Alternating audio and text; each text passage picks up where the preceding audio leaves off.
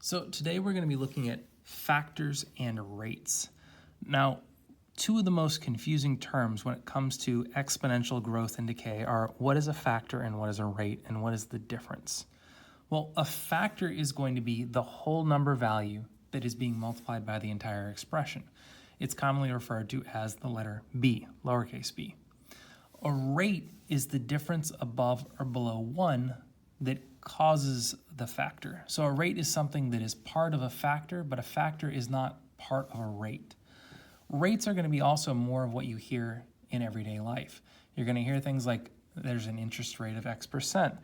You need to pay, this percentage of the rate. Regardless of how you phrase it, this is going to be the whole number term, which is more mathematical. This is the real life application, which is more of what you're going to be exposed to. So let's take a look at how we would calculate the two throughout. So we're going to label these as either growth or decay, and then we're going to find the growth factor as the letter B. So if I have, let's go ahead and let's pop in here. If I have a growth factor of 2, what I know is the fact that straight up, this is telling me I have a factor of 2, so I know my B is equal to 2. Not hard. Same thing as if I had a growth factor of 18, I know that it's straight up telling me I have a factor, which means my B is equal to 18. Not a big deal. If I have something like a growth factor of 1/4, also we should be labeling these as, this is growth and this is growth. So growth and growth. For this one, if I have a growth factor of 1/4, first off, it's telling me that my B is 1/4. And the second thing I need to be labeling, which I should have been doing the entire time, is if my B is 1/4, this is not growth, this is actually what we call decay. Because the graph is not being multiplied as it was on this one. This one we can label as growth because I'm being multiplied by 2 every single iteration. So every minute, every day, whatever the unit of time is, I'm being multiplied by 2. I'm getting bigger. This, I'm being multiplied by 1/4. I'm getting smaller, hence decay. So same thing over here. If I have a growth factor of 2/3, my B is 2/3. Not bad. But my 2/3 is a number that's smaller than 1, which means every time I multiply by 2/3, I end up with less than what I started with. So I get something like decay, whereas this 18 is going to be labeled as growth. Okay. On the other side, we have something like a percentage increase. Now, what we have when we get a percentage increase is I know that the 27% is assuming that I keep whatever I have, and then I get an additional 27%. So my rate is actually going to be 0.27. How do I turn my rate into a factor? Well, B is equal to 1 plus the rate. So my B is equal to 1 plus 0.27 or 1.27. Now that's a lot to kind of squeeze in this little box, but the 27% increase means that I keep 100%, so that 1, I keep everything that I had, and an additional 0.27 is multiplied in. So if I have $100, at the end of the day, I take that 100 multiplied by 1.27, I now have $127, 27% increase. I keep my original value and add some new. And now this is going to be growth.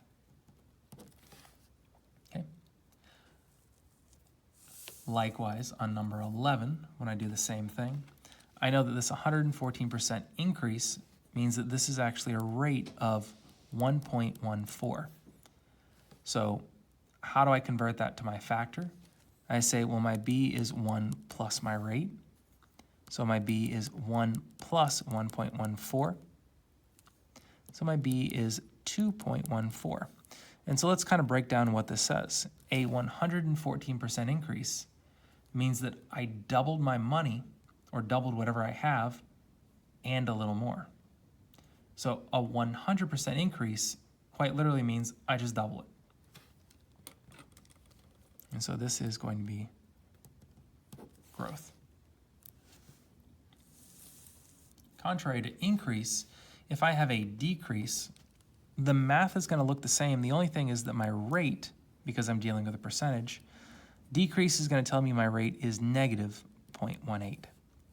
So when I try and turn this over to my b, which is 1 plus the rate, I'm going to end up with 1 minus 0.18 because my rate is now negative. I'm going to be taking stuff away.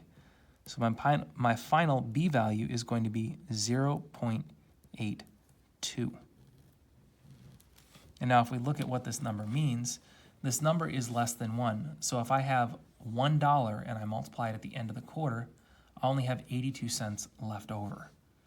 So that means that my value is not going up, it is going down, so it is going to be labeled as a decay. Likewise, the number 15, let's go ahead and pop this over here. I have a 33% decrease, which means our rate is going to be negative 0.33. So when I convert that to my factor of b, 1 plus r is going to be b1 minus 0.33. So my final factor is only going to be 0.67. So my rate is a negative 33%. My factor is 0.67. And again, because it's below the number 1, this is going to be a decay. Awesome. And so we've got a couple other types of wordings that you might run into just to make sure we're covering all of our bases. You might see a question that says, let's increase by a factor of 2. Well, a factor is going to tell us that we're going straight into our b, and if I'm increasing by a factor of 2, I have b is equal to 2, which is going to be a growth rate. Or not a growth rate, a growth factor. Likewise, if I'm increasing by a factor of 450, well, factor b equals increase 450. So I don't know what bank account we're plugging our values into here, but I really want to be a part of that because that is some tremendous growth. Awesome. And so that brings us to the last one. So this last one is the only one where the language is going to be a little ambiguous. I'm decreasing by a factor of 9. So unlike increasing by a factor, I know that I'm dealing immediately with a factor. So I'm going to go straight into my b equals. The only difference is I'm decreasing by a factor of 9, which means I'm not going to be multiplying by 9 like I normally would. The only way I can decrease by a factor of 9 is instead of multiplying by 9, I'm going to divide by 9. So albeit I get my factor, this is not a whole number factor, this is a fractional factor. So if my b is 1/9, this is going to be what we call the decay. So similar to what we saw on number 5 and number 7, it's not necessarily called a growth factor. This would be most likely labeled a decay factor. But the language is a little ambiguous on how we would define that. So just like that, if I'm decreasing by a factor of 9, looks like I've kind of repeated the problem here. That's okay, I'm decreasing by a factor of 9, which means I have the exact same answer, which means that I am again decaying. And so that brings us to our next set of problems. So if I'm going to model the given scenario using simple interest, we've kind of gotten a good idea of what growth factors and what growth rates are. So we're going to go ahead and we're going to plug this into our basic exponential function. And I know our basic exponential function is y equals a times b to the power of x. And we just went over a lot of how to calculate that b value. So let's take a look at a few examples. The population of Greenville is 8,000 and grows by 5.6% each year. I need to write a function for the population given years past. So for A, what I'm going to do is I'm going to say, okay, population is a function of the number of years past. So population is a function of years. I need to find a starting value.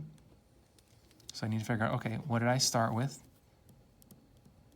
8,000. And I need to figure out what is my growth factor. In this case, I don't have a factor, I have a rate.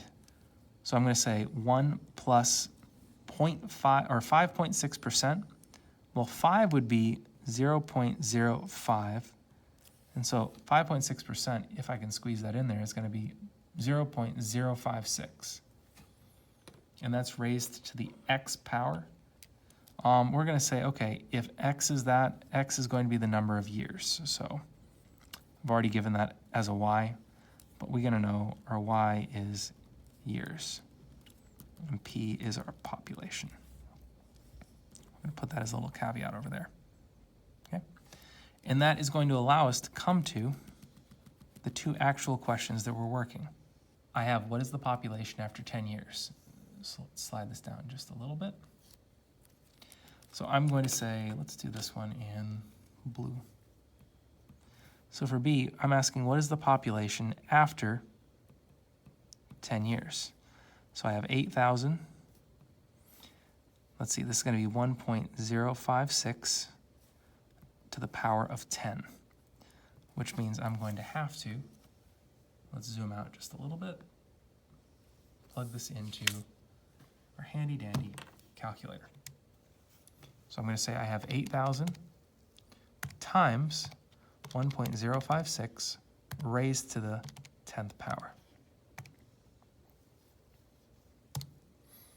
And so I have 13,795.23. So 13,795.23. Now, here's the kicker. That 0.23 can cause a lot of confusion. Do I round up? Do I round down? Do I leave it as a decimal? Well, let's take a look at what the question's asking. The question is asking is, what is the population after 10 years? I'm saying there are 13,795 and 0.2 of a person. Now, I don't know if this 0.2 of a person is, looks like they're being born, and they're not quite there yet. So I'm going to say that they don't exist. There are 13,795 people and one more on the way. Awesome. So let's do the next part, part B, or part C in orange. So for part C, I want to find the population after 15 years. So 8,000 times 1.056, 15 years later. So again, let's take a moment, zoom out. And I'm going to type that exact same thing in, except for I'm going to change that to a 15. And this time I have 18,115 and 0.4 of a person, which now this person, at this point, this pregnancy is pretty far along, but we're still not going to count that as a person. Perfect. I have 18,115 people. So pretty straightforward, not too bad. So let's move off into the next problem, number 27. So for number 27, you're going to invest $700 into a savings account that pays 2% simple interest each month. Now, this is a very old-fashioned form of banking. Most bankings pay compounding interest. So if your bank pays simple interest, not really sure which bank you're going to, but I would probably recommend getting a new bank because it doesn't really happen nowadays. But regardless of that fact, we're going to assume that this is going to be the case, and I'm going to set up some sort of function that is going to represent the savings given months past. So I know that this is simple interest, so I'm going to say y equals a times b to the power of x. So the first thing I need to do is I need to figure out, okay, well, what is my b? What is my growth factor? And so I'm going to say, okay, I'm given a rate of 2%, so that must mean that my rate is 0.02, so my b is 1 plus my rate, 1 plus 0.02, my b must be 1.02. So we kind of worked that out as opposed to just jumping into it like we did the last one. A is going to be our starting value. So I need to invest $700. So my equation is going to be a function for the amount in savings. So I'm going to say my amount is a function of the months past. Starting value of 700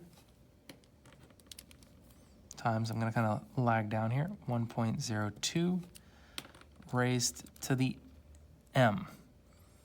And we know that A is going to be the amount in savings, and M is the number of months passed.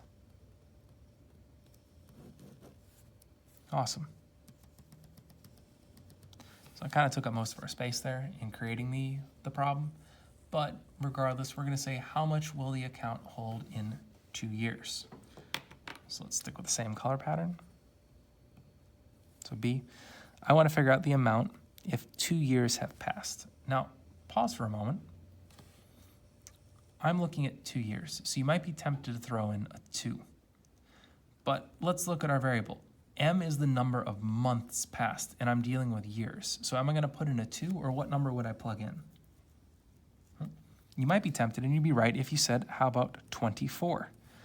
Because if there's 12 months in a year, after 2 years, there have been 24 months passed. So 1.02 raised to the 24. And so we're going to come over here, and we're going to pop out our handy-dandy calculator. And I'm going to say, okay, I have $700, and I am multiplying it times 1.02 raised to the 24th power. So basically, I'm going to figure out what's going on here.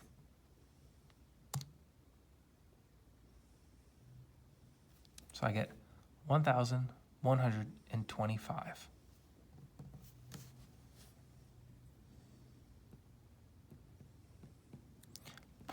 .906. Now, you might again ask yourself, what decimal am I rounding to? Well, shouldn't that 0.6 round up to 91 cents? Well, let's look at it a slightly different way. If you have $1,125.91, the bank's rounding up in your favor. Now, you might not think a penny's a big deal, but for a banking institution, which deals with thousands of dollars a day, millions of dollars a day, if you're looking at a national bank with millions of customers nationwide, some people with multiple accounts, are you going to round up that penny? Or if you're dealing with millions of people and millions of accounts and millions of dollars, if you round up, that is quite literally going to cost you millions of dollars. The bank is not going to round up. They're going to say, hey, until you've earned that penny, we're keeping it. Once you round over to 0.91, we'll give it to you, but if that isn't a full penny, we're keeping that penny. It's not mean, it's not them being irrational, it's just them saying, hey, it's a cost of business. If we round up every single time, we can't offer you the rates that we offer you because it's going to cost us a lot of money. So let's go ahead, and I want you to try part C. How much will it hold in 10 years? So go ahead and pause the video, unpause it when you're done, and see all you did. Okay. So I want to know the amount after 10 years. So I know that my M is in the number of months, so I'm going to take, well, if there's 12 months in a year, times 10 years, there are going to be 120 months that have passed.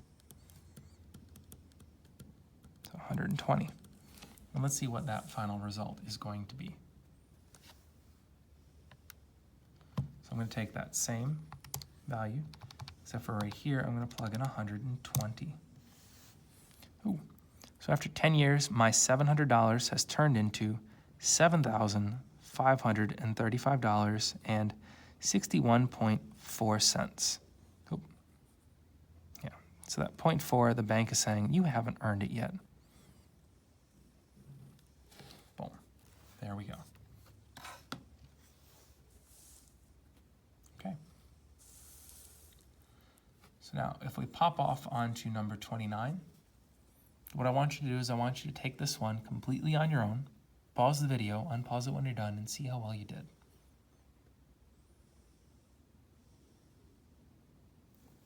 Okay, so now that you've had a chance to try it out, let's take a look at what's going on. So Melanie lends Danielle $50 with an agreement for Danielle to pay her each month with 10% simple interest until her parents can pay back the original loan eventually. So slightly different style problem here. Each month, Danielle has to pay Melanie. So what we're going to do is we're going to figure out what that interest payment is And then at the end of this eventually, we're going to pay back the original sum. So for part A, we're going to take, okay, Danielle is paying interest each month, so 10% of $50, so times 0.0, or times 0.10, is going to be $5. So that's $5 each month. And how much will Danielle have paid in interest after 1 year? So if she pays that money off each month, it's not going into the original amount. So that $5 each month is going to be multiplied times 12 months. So times 12 months is going to be, let's see, 5 times 12, that is $60 in interest after 1 year.